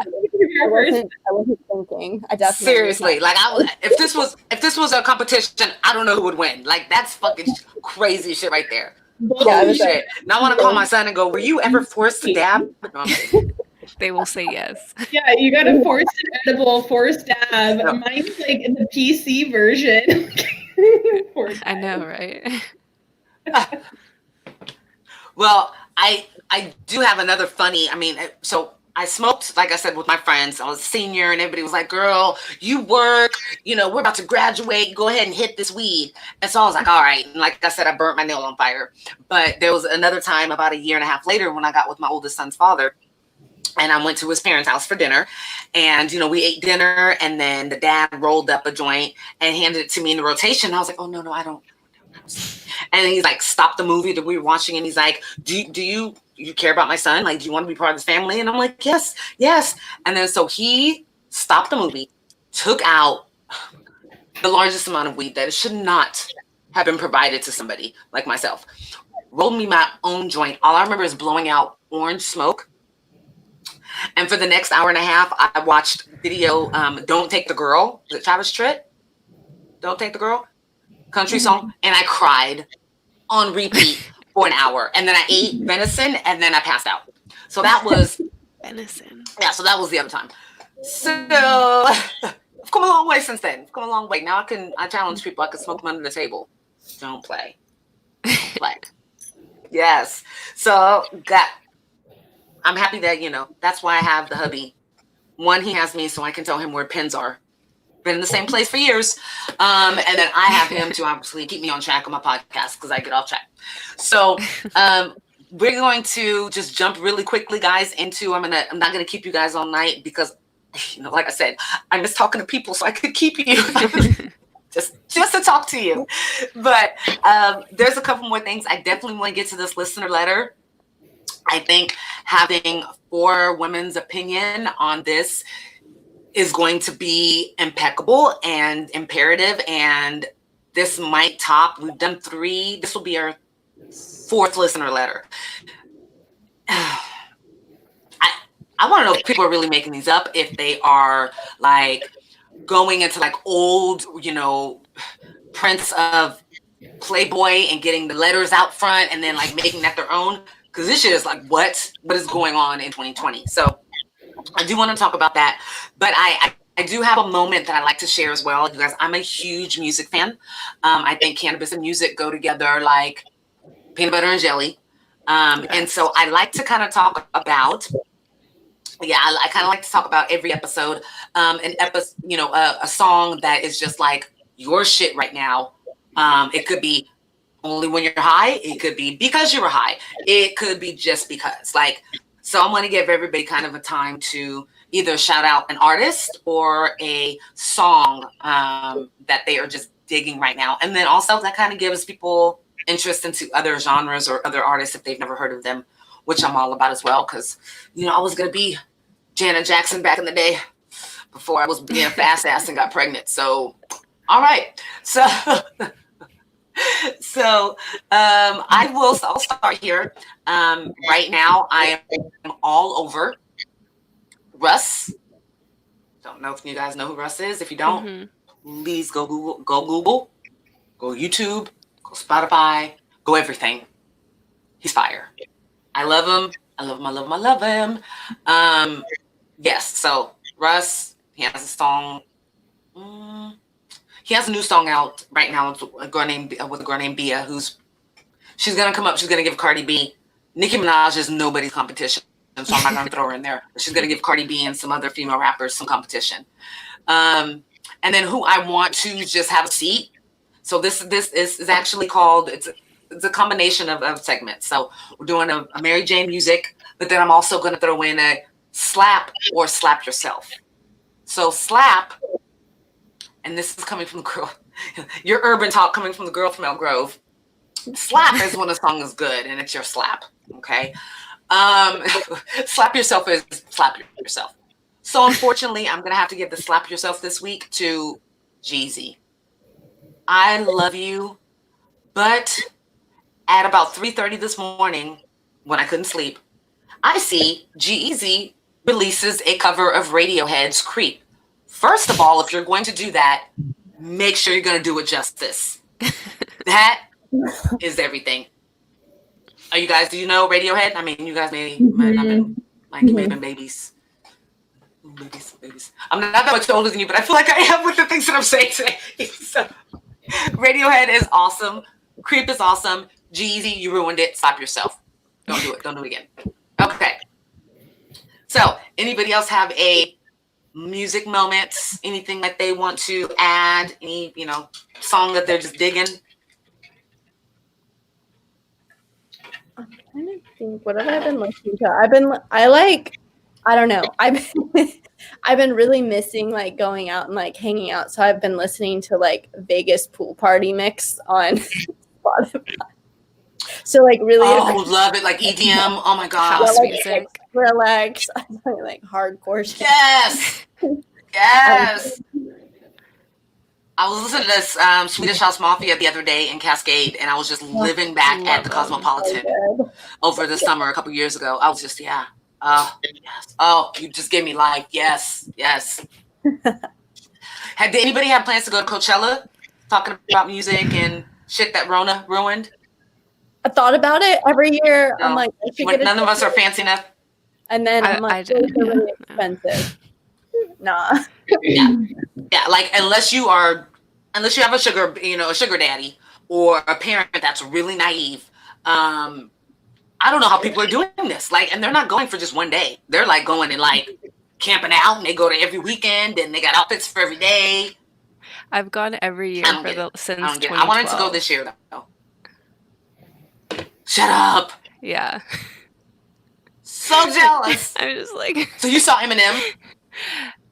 No, I did not. But I don't You think did? the year I went was the year that there was Snoop Dogg and with the Tupac hologram. I was just about to ask. I was like, with the hologram? Yeah, You that were was there. that was the year for me. Yeah. Oh, I know that Yeah. was time my cousins were there. I was That's like, crazy. that's Yeah. some next level shit. It's definitely worth it. YouTube did a documentary on Coachella the last 20 years. First of all, I could have sworn Coachella was like at least 37. Like I was like, what? It only started at 2. Like I know all these artists. It's a really good 2-hour documentary, and they talk about that. They spend a lot of time on the hologram, and I'm like, oh, how was it to be there and see that? I mean, it was my first time, like in general, so it was all just like very grand, but it feels like you feel very, very small. And like the stage is so big, like it's huge, and so it's I would really think so. just like obviously they're on a stage, but it almost transforms into like something different because especially with like the energy of the crowd, you feel just like this form of like unity. Like doesn't matter, like I'm getting chills. Everyone is there, especially when you're like waiting for an act to start. It's like really quiet. Like it'll have been playing like kind of like bullshit music while you're waiting, you know, between set times, and then it all like kind of quiets down, and then you like know, and everyone's like starts screaming. So it's a really cool feeling. So oh my god, so we watched Russ the first time he was there a few years back. So you'd have seen Russ. So you got to see Lizzo too. I did last year. Yeah. Oh, I love her. Yeah, she's awesome. So jealous, Gabby. Yeah, I've seen a lot of so extremely jealous. So my son was there. My son's gone 2 years in a row. Nice. And slept like in the parking garage of some like Indian casino that's nearby. Like he had a parking space that was his like camping spot. And I was like, what? He goes, yeah, Mom, there's thousands of us. And like the casino lets us use the bathroom. And I'm like, you know, he called me one night. He was mad at his girlfriend. He had taken some acid. And he said he had like a 10, 15-mile walk. Do you know that we were on the phone for about 22 minutes and he had made it back? And I was like, are you sure you were at Coachella and then you made it back to where you're supposed to be? He's like, yeah, Mom, I was like, I get it. I love you, son. He's probably like, Mom, I can't believe you're telling the story. Yeah, I'm telling it. So I'm jealous. Okay, let's just say that. I'm going to mute you now. No, I'm kidding. That's really dope. Wow, like that's definitely a dream of mine, a dream concert. Raves are huge, like definitely. I used to get that experience going to, you know, to raves, and going to like whenever we go to Vegas, going to, you know, a pool party or going to see, you know, Cascade's my absolute favorite, absolute hands down. And every time that I see him, I wish. Oh yeah, I saw they were showing that on the documentary too. I would love to see him at Coachella. Kanye, like. So wait, did you go to the Sunday service? No. To be honest, I'm not a huge Kanye fan. So I opted out. I like Kanye. Yeah. You know, post Hennessy Kanye or after, or like pre Hennessy Kanye. You know, like Amber Rose Kanye, that era and before, you know. Yeah, that's what I'm saying. So okay. Yeah. So I didn't go to the Sunday service, but he's just such a genius. Yeah. It was amazing to see that. Like I said, if you guys haven't watched it, watch the documentary. If you guys haven't watched it, please do. It's I believe it's free right now. If you have T-Mobile, you can get 2 months of YouTube Premium for free. But it was a really, really good documentary. Yeah, it's pretty fire. So anybody else? Anybody else listening? Anybody want to shout out anything? What is her name? Yes, no, maybe so. We're all too high for that, Tiffany? Yes. I got one. Say that again. Shea Butter Baby. Have you heard of Ari Lennox? Yes. That I know her album came out a couple months ago, but it's like that perfect, like, I don't want to say like woman album, but it has all of the emotions that I feel like I've gone through so many times, whether it's like you have a brand new apartment, you're like starting things on your own, or like you're heartbroken, or you're into someone a lot. It really like resonates with me, and it's has such a nice flow to it that I can just like put it on. I put it on to listen Yeah. to, and I also put it on like just for background noise, just so I can like have it there subconsciously, I guess. She's the girl that That's what just I'm about went to. Cool, right? I'm adding it. I think so. Okay. I remember them. That name sounded super familiar. Yeah, I think she's a part of Dreamville. Oh, okay. That'd be sick. Yes, that's where. Okay, yeah, that's where. Yeah, I'm gonna have to add that right now. I'm really into her. Her as well. Yeah. Is that how you say it? Her. Oh, yeah. Her. Her. However she says it. Her song "Slide." That's Slide, so Bay Area right there. I yes. love it. That's fire. That's fire. So yeah. So any other? I'm all about music. So like legit, every time somebody tells me something, I'm I checking add it to Spotify. my playlist. So Well, I guess like I listen So, to more. do you guys ever hear? Hmm? No, go ahead. Oh, so I guess like more than music I listen to more metal music, surprisingly enough. But I've been vibing Okay. on like, the band like I Prevail. If you ever listen to them, they come through Sacramento every now and then. But yeah, vibing on them a little bit more lately. So you and my 11-year-old, I swear, no shit, I swear I was preparing for you to say Deftones or something along those lines. Like I read it. I love all as well. Like I said, Radiohead, I love it all. So my 11-year-old is made me very proud because my son loves like the Clash and like he doesn't go anything past like early 80s. Yeah. Anything after the 80s, like I was like, babe, listen to Nirvana. He's all, they're cool. But have you heard the Who? And I'm like, who are you? Let's live Like, it. yeah. I love dope. it. Yeah. And so it's funny because in the past couple of months, he switched and like his shit right now, which I can't stand because it's also a song that his dad loves. And I'm like, this is the worst song ever written. Fucking Dangerous Mind. What is it? Dangerous Minds? What? Coolio? It's from the movie Dangerous Minds. Gangsta's Paradise. Gangsta's Paradise. That's a good one. Worst song. Do not disrespect Coolio. Worst song ever. And my son's like, have you heard the song? As I was like, yes. I have.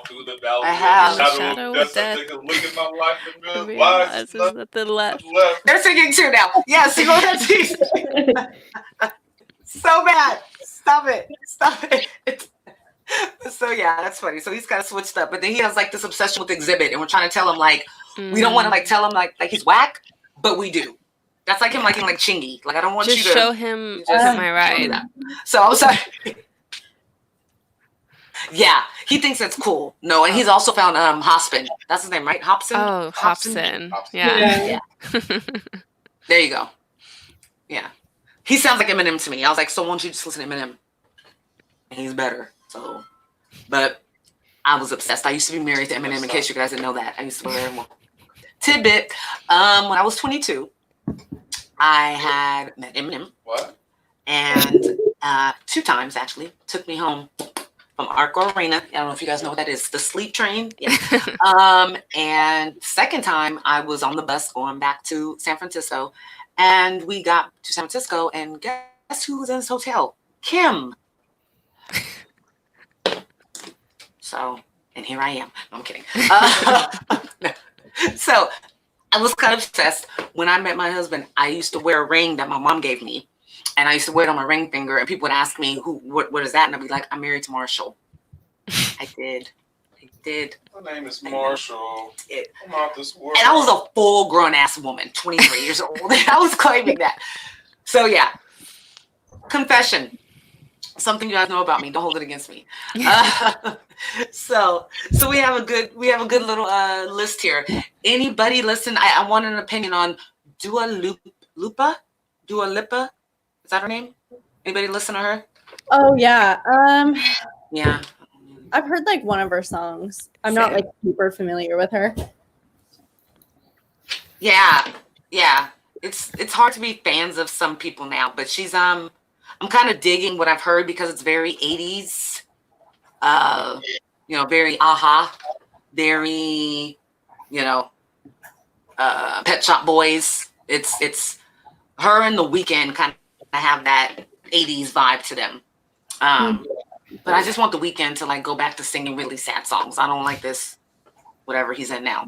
These sad good music. Yeah, I mean, yeah. I mean, who is he with? Not Selena Gomez, right? That's who he's with. Bella. Bella Thorne? Bella. No, Yeah. Bella. Yeah. Look, Bella. Hadid. Yeah. Look, Haley's married. Go ahead and just get booed up with The Weeknd because you don't see her that much. She's always on TikTok.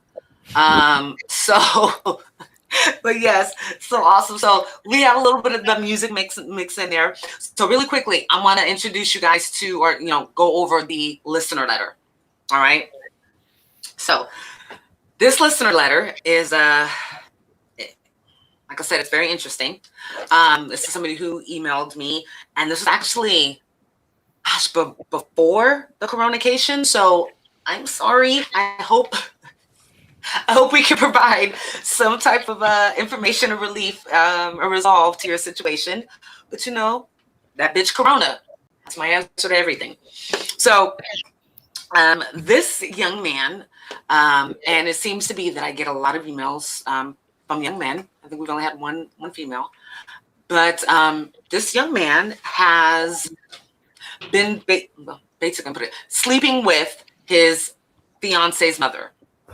Oh, right. And the mother is blackmailing him, and she's like, just basically give it up until the night before. Like, you guys can't see each other the night before, so come to room 112, and like me and you will go, do what we need to do.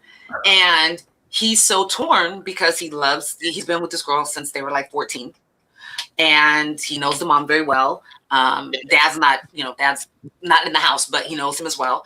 And he's very torn. And he's like, what do I do? And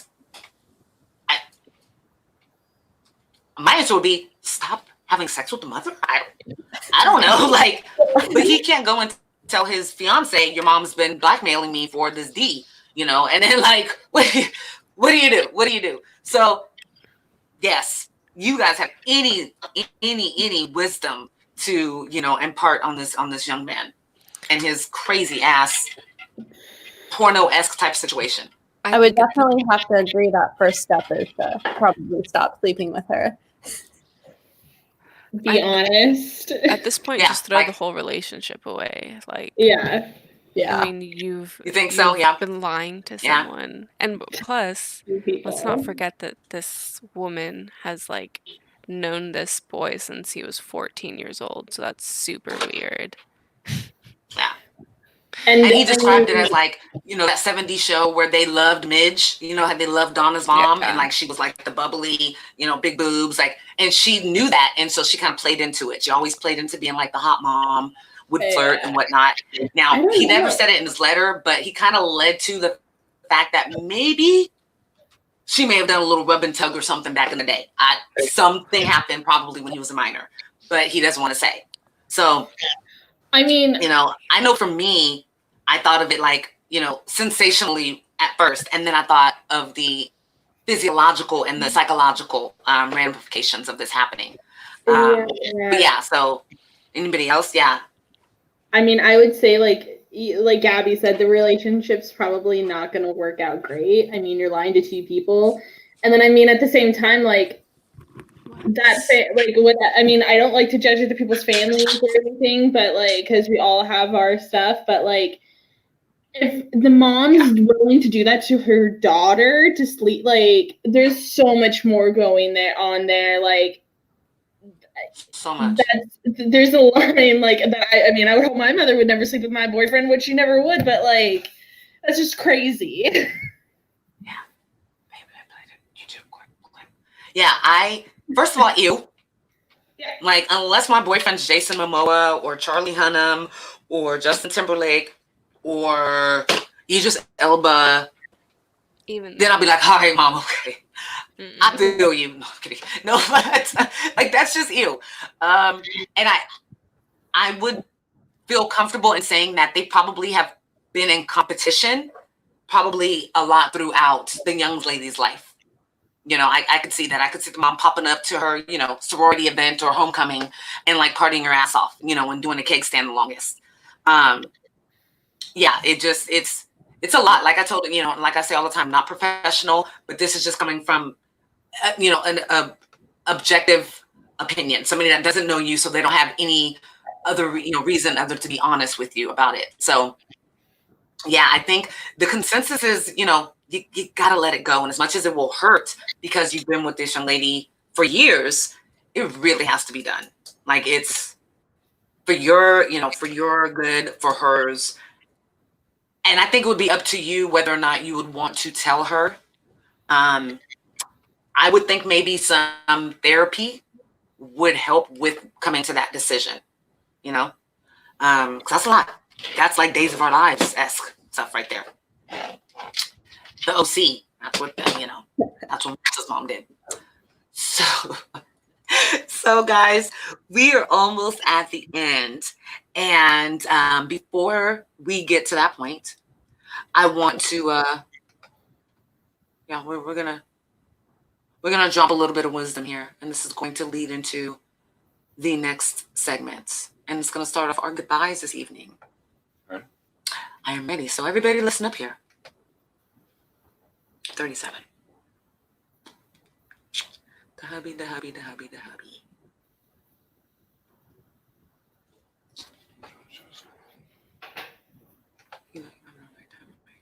Huh? It's 37 seconds. Oh. Yes, sir. Yes, sir.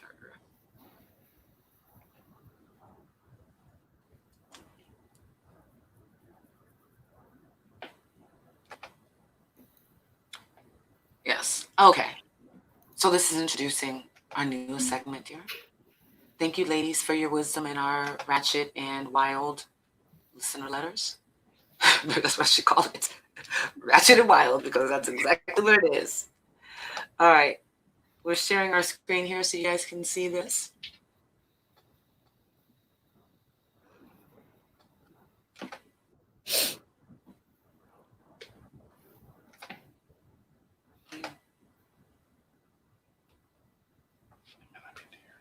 Yeah.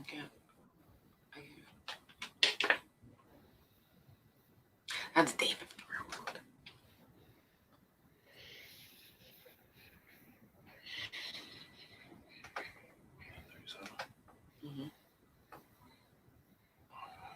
We got it, guys. We got it. We got it. We're cooking with gas.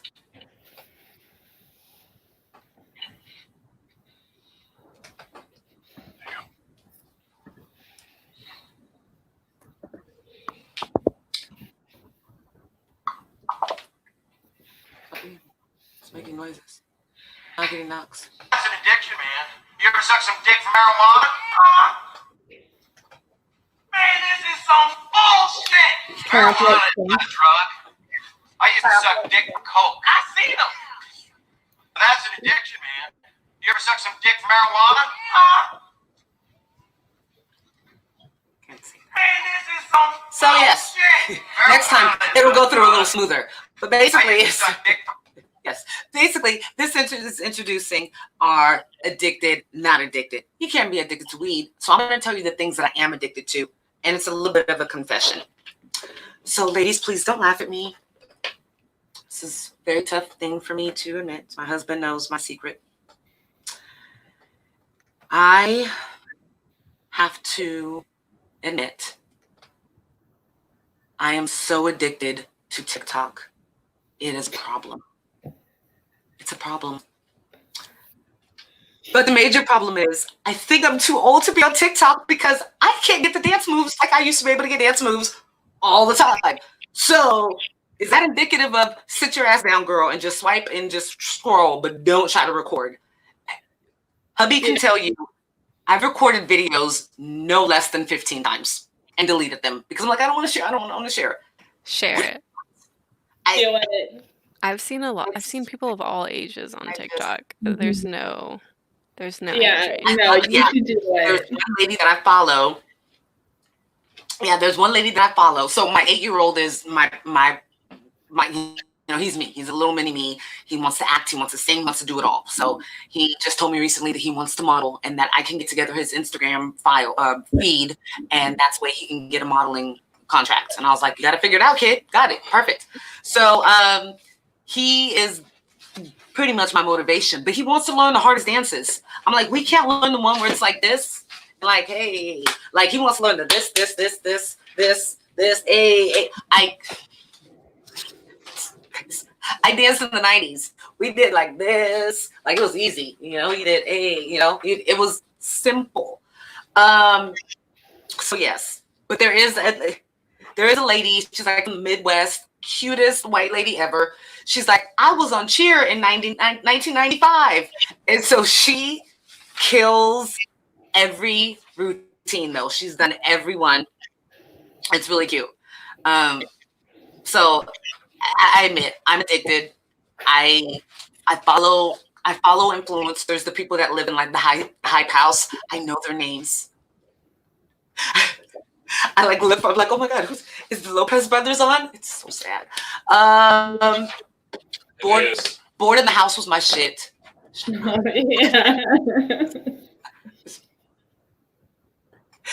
Oh, yeah. Yes, so I have to admit, but I do like what TikTok is representing. It's been around for a while, but I feel like it's blown up, especially during the quarantine. Do you all partake, or you don't want to admit it, but you will, TikTok junkies? TikTok used to be my side hustle in cannabis. I used to get paid to make videos for TikTok. Hey, I like that. I like that. TikTok's a guilty pleasure. Yeah.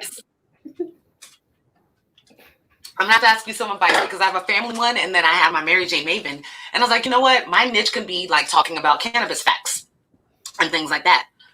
So instead of just trying to be cute and do every dance, and like they have the best filters. The best. So yeah, really good. Yes. So Gabby, Sav, how about you? Are you guys, are you on the TikTok train? I can't do it. I get sent stuff sometimes, but I'm like, I'm not like a huge fan of it. It's too much to keep up. Savannah's like, I've lost all respect for you. I have a friend that posts hella funny videos. I'll watch those. Well, I've seen more positivity. I know there's negativity on there, because I'm not a kid, so I'm not seeing it. But there's this like he's physically disabled, and he tries every routine, every challenge, and he's always asking for people to do it with them. And I'm like, that's awesome. You know what I'm saying? Because he has a lot. There's a problem with wanting likes, but for somebody like that who's being vulnerable, that's a good thing. So when I see, that his likes are like 400,000, I'm like, yay, people, yay, America, yay, that's so nice for, So I see really good things. I see, entrepreneurs coming out, content creators like crazy. There's a lot of talented kids and families out there. It's bananas. So I like it because I see the marketing aspect of it. I see the togetherness that it brings. Everybody knows the damn at least 4 or 5 lines of Savage. Everybody, especially when you're on TikTok, like that's the only part of a Megan Thee Stallion song I will ever know. I'm a savage. See, I know it. I know. So yes, second confession. Second thing that I'm addicted to. Little Dicky. Tell me you feel me. Nobody else? Nobody? Have you seen his show? So good. So funny. I saw like one episode. I love it. He's dating like one of my really good. It's really favorite actors. Yeah, okay. Okay, I like it. He's just funny. I don't know. He's witty. He can actually rap. Like he can. But I would love to just like kick it with him and just drink whatever he's buying and ask him to freestyle. Yeah, I just feel like he's very, very Jewish. Like he would invite me to his house, and we'd go for Shabbat. Was it Shabbat? We'd do some like, I just feel like it. I just feel like we'd be the best of friends. So yes. So my addictions, I'm not addicted to weed because you cannot be addicted to weed, but I am addicted to TikTok and Little Dicky. My confession. Thank you. Thank you, ladies, for the floor. I appreciate it. Appreciate you listening. No judgment, although Sav really made me feel like No. pretty much a loser because I listened. No, okay. I'm totally joking. Well, ladies, I wanted to take a couple of moments. Sam, I explained and shared with you what it is that I admire about what you're doing and your like social media presence. I just kind of want to. This is like my Mr. Rogers' Neighborhood kind of wrap up at the end. I'm going to give all kind of warms and fuzzies. But it is all true and honest because I wouldn't have people on my show that represents a cannabis lifestyle if I didn't feel that you all had some imperative part in that and getting that message out. So, Sav, I love your hustle. When you brought out Urban Exchange, I was like, uh-oh, Elementa. I don't know. But I love what you did and the community you created. I actually ended up meeting somebody at a resort last summer who went to Urban Exchange. Somebody mentioned my name, and so she called me. She's like, "Oh my God, I know your friends. I'm here. That was really cool. Especially because she wasn't she wasn't a huge active cannabis user. She just kind of dibbled and dabbed, but you guys brought her, allowed her. She came to probably like the last 4 or 5 mixers. And yeah, I know the holiday one, she said she left lit. So said she had a good time. Yes. Yeah. So, thank you for what you're doing there. And then, Marion, I was very impressed with you when I met you doing brand education. I know you and I discussed the opportunity to change the narrative or and Gabby, you and I as well, change what the definition and what the roles are when it comes to that position, because you are on the ground floor more than any marketer that's sitting in the office. No shade to them at all. But you're the one, I can't tell you how many times I've been asked if I own Dom Pen. No. If I own no, I don't own them, but I love their, their products. So so I love that you are unapologetically who you are, because I love that you have your cosplay page. I love that. I'm bummed that all the content. I think that's awesome. You've taken. Yeah, it's really cool. I love your the shoots that you've done and things. So I think that exudes a lot of confidence about you that will roll over into successful career. And I'm totally happy that we connected and that you were so supportive of me in all my ventures. So I want to thank you for that and give you snaps and kudos. And then Miss Gabby, I didn't know that you were like kind of newbie to the area. I'm happy that the universe brought us together in the random about way that it did through Instagram, and that you have found not only your purpose, but you're getting the education about it. You have a supportive love. You seem like you have a really good head on your shoulders. And I'm telling you, when I take econ again, you're about to do my econ work. You're not about to tutor me. It's going to slide that over with like a nice bag. No. I'm hanging in there. But too. no, I think it's, I think it's super important. It's awesome. Anybody that gets that, you don't see women of color in econ. You don't, unless it's home economics. It's you don't see that. So I think that's awesome. And I can't wait to see what you do, because I feel like you're going to do something big in cannabis. You're going to be able to help make a change when it comes to the economics and the financing and all that comes behind cannabis. So I'm excited. I'll be like, I know her one day. Yeah, so, thank you. Yes. So, and it's like I said, it's all genuine, ladies. But I want to give you a couple moments to shout out yourselves, shout out your IG, your all your social media, your website, any upcoming events or anything that you know about that's going to be going on in the area.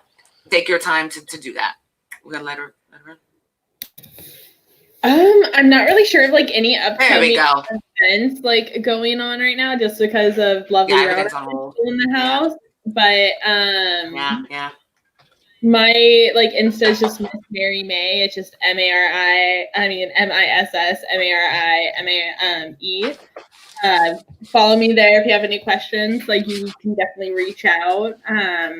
Yeah, besides that, just hit me up online. Soon enough, hopefully, like in the next month, I'll start hitting accounts again. You'll start seeing me at demos. Yes, let's pray for all of us. And she has a cannabis lifestyle blog as well. So I know, keep an eye out. Definitely go follow her. And if you just don't remember, you guys, we post it. You'll be on our Instagram. You'll be on YouTube, everything. So you'll be able to get back in contact with this beautiful goddess here. That, like I said, I really do appreciate you coming on such short notice, but having a good time. Like, I had a really good time with you ladies. So I appreciate that. And Gabby, how about you go ahead and you shout out your info, boo? Let everybody know they can. How they can see us hanging out. Yeah, we're laying in our beds, comfy. Right. So it's Dabs with Gabs 420. Cliche, but it works really well with my name. And yeah, just post weed content all day. Hey, you got to go with that. And food. And you got to go with something that's not everybody else using. Yeah. Oh, you do with food too. What is your favorite device to, if someone doesn't want to rig, what would you say would be a good device for people to dab or be able to still, utilize wax or concentrates? A nectar collector. That's like the easiest, the cheapest. I think. Absolutely.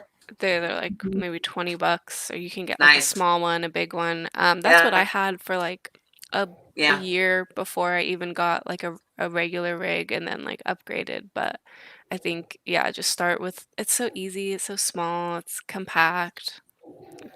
If you're just going to take a dab and then get super high. We always look at one.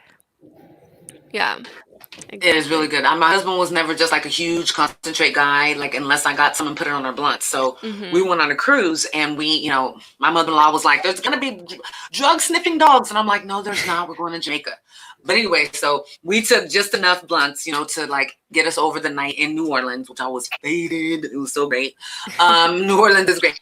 And we took like about 7 grams of different waxes. We went from, I'm not going to say the specific brand, but it's a brand that everybody loves. And I'm like, I don't know. Why would you say that? You didn't hear that. Nobody. I work in the industry. You look at him trying to blow up my spot, you guys. You hear him trying to blow like, Jesus. Guess I'll never work with them. So, okay. But it was like, compared to $10 grams that we got at the sessions, that was like, yeah. So we got a little pin. And we're heavy connoisseurs, and let me tell you, we were on that cruise, and we came back with a gram of wax, like after 9 days. But we also met a really cool, we also met a really cool taxi driver in Jamaica who gave us some fire. Awesome. It was fire. Yes. So So anybody else? Sav, Gabby, you guys have Let's Gabby, you go ahead and you gave your info. Perfect. Sap, we'll go ahead and have you follow up with your info, how people can get in contact with you. Can't hear you, girl. Barely. Try. Yeah. Can't hear you. Out. Okay. I will make you work. I will provide Sav's information. It's easy. And just look for the girl who has like the most beautiful feed and the most beautiful pictures. I legit told her guys last night, I was like, I hate you. I could not pick out a picture out of her freaking. Why is every picture so bomb? Like what? I didn't have to do any face. I didn't have to add any makeup on. Like, what's your dude's name? You bet. Dante. Girl's bad. All right.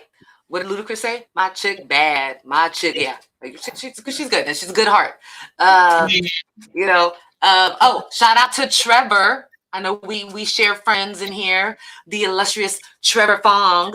He better be supporting and watching, or gonna be watching this later, or you got some knuckles coming.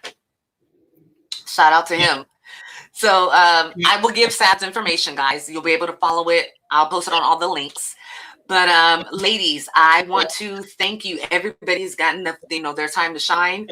I don't harp on the subjects too much. I want it to come through organically.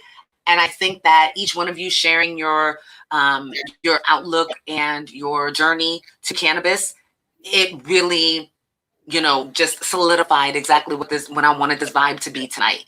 And I just wanted this to be a good old conversation to people to get lifted to, and maybe tomorrow morning when they wake up, make a change in their life. And if that change has to do with cannabis, kudos, holler at your girl. I'll come smoke out with you to celebrate.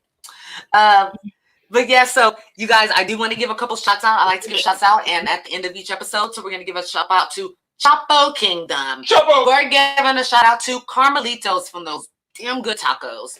We're giving a shout out to Sav because she was part of our virtual 420 event, as well as Marion. She was a part of that. I saw her beautiful face within that. Yes, Realize Wellness. I'm going to give a shout out to all the, my homies, Loud Pack / what are they, babe? Loud House. Did I say Loud Pack? Loud House. My bad. This was full of vodka at the beginning, guys. Leave it a Loud House. Leave it a Loud House. Yes. And Dirty Reggae Punks. They killed it. Give a shout out to, wait, I had a list. I'm looking at the wrong paper. Nope, that was it. All right. So, and thank you, ladies. I really appreciate it. Please come back anytime. When we get out of this shit, we are having a litation, okay? Like we're going to do like back in the day. We're going to hotbox. We're going to trick people in eating edibles. We are going to do it all. No. Yes. We're going to have a good time. Well, ladies, I really appreciate you. Please, this episode will be up immediately. Tomorrow, it's going to be up on all streaming platforms, all services. If you guys love me like I love you, go ahead and check out my merch. Wear some, rock some Menage a Mary Jane Maven. I'm a little bit of celebrity here, so no, I'm kidding. I'm totally bullshitting. I'm on one tonight. Everybody, thank you so much. We appreciate you for having us. If you have any questions for the ladies, contact them. No, thank you. You guys, what is tonight? Wednesday? Why is it like a Saturday? Yeah. Every day is Saturday now. I don't know. All right. Yes. Legit until like May 15th. I know. I have plans to go to Vegas in June. I'm going. I'm going. So let this all be over by at least May 25th. I'll be good. All right, ladies, I'll let you get on to your evenings. Thank you so much again. If you guys want the link to anything, hit me up. I'll make sure to share it with you. And you guys all have a great night, and I will see you next week. Peace out to everybody in France. Keep watching. I love you guys.